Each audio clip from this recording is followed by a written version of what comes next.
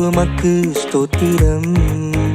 உந்தன் சமூகமதில் இந்த நேரமதில் கூடினோம் ஸ்தோத்திரம் ஸ்தோத்திரம். கூடினோம் ஸ்தோத்திரம் ஸ்தோத்திரம். எங்கள் இதயங்களில் உந்தன் வசனம் தாரும். பாதைக்கு வெளிச்சம் வசனம், பாதைக்கு வெளிச்சம் வசனம். ஆண்டவராக இயேசு கிறிஸ்துவின் திருப்பெயரினாலே உங்களை மிகுந்த அன்போடு கூட வாழ்த்துகிறேன். ஆண்டவருடைய வார்த்தை கிறிஸ்துவே முதன்மையானவர், முழுமையானவர் என்று நம்மை சந்தித்து வருகிறது.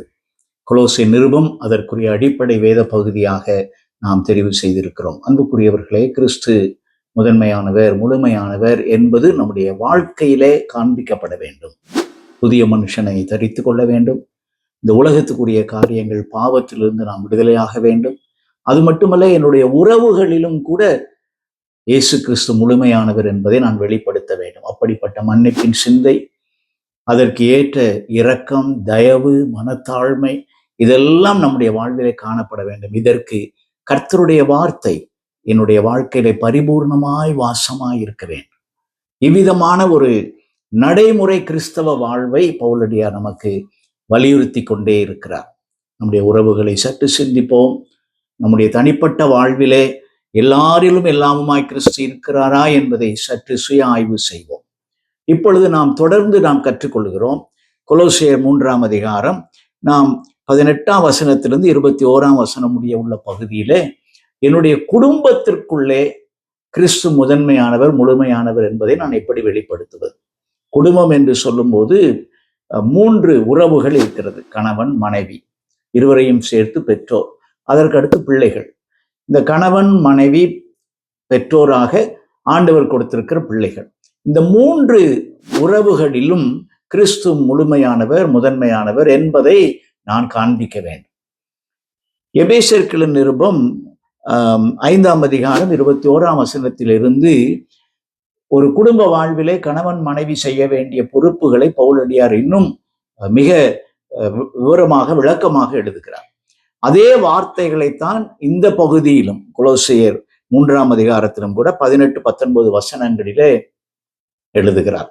2 முக்கியமான வார்த்தைகள். ஒன்று, புருஷன் மனைவியின் மீது அன்பு கூற வேண்டும்.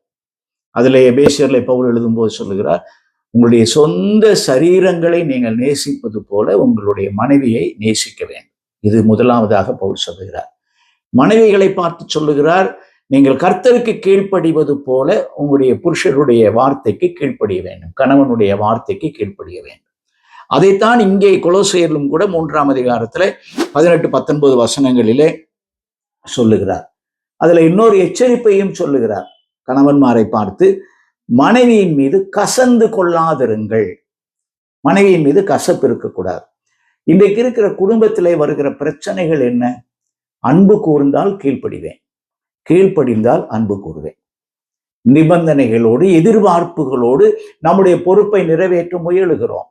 ஆனால் இதற்கு எபேசியர்ல பவுலடியார் சொல்லுகிற உதாரணம், இது சபையை பற்றிய உறவு, கிறிஸ்துவுக்கும் சபைக்கும் உள்ள உறவு. சபையை கரைதிரை அல்லாத மனவாட்டியாக உருவாக்குவதற்கு கிறிஸ்துவே முன்வந்து இந்த உலகத்திலே தன்னைத்தாமே பலியாக ஒப்பு கொடுத்தார் என்று நாம் பார்க்கிறோம். அன்புக்குரியவர்களே, குடும்ப உறவிலே நிபந்தனைகள் இருக்கக்கூடாது, எதிர்பார்ப்புகள் இருக்கக்கூடாது.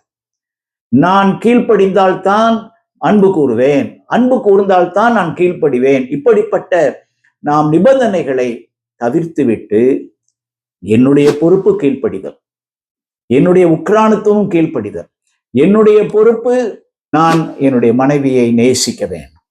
இதை நாமவே முன்வந்து நிறைவேற்றினால் குடும்ப வாழ்விலே கிறிஸ்து முதன்மையானவராக, முழுமையானவராக இருப்பார் என்பதிலே சந்தேகமே இல்லை. அன்புக்குரியவர்களே, உங்களுடைய குடும்ப உறவுகளை யோசித்து பாருங்கள்.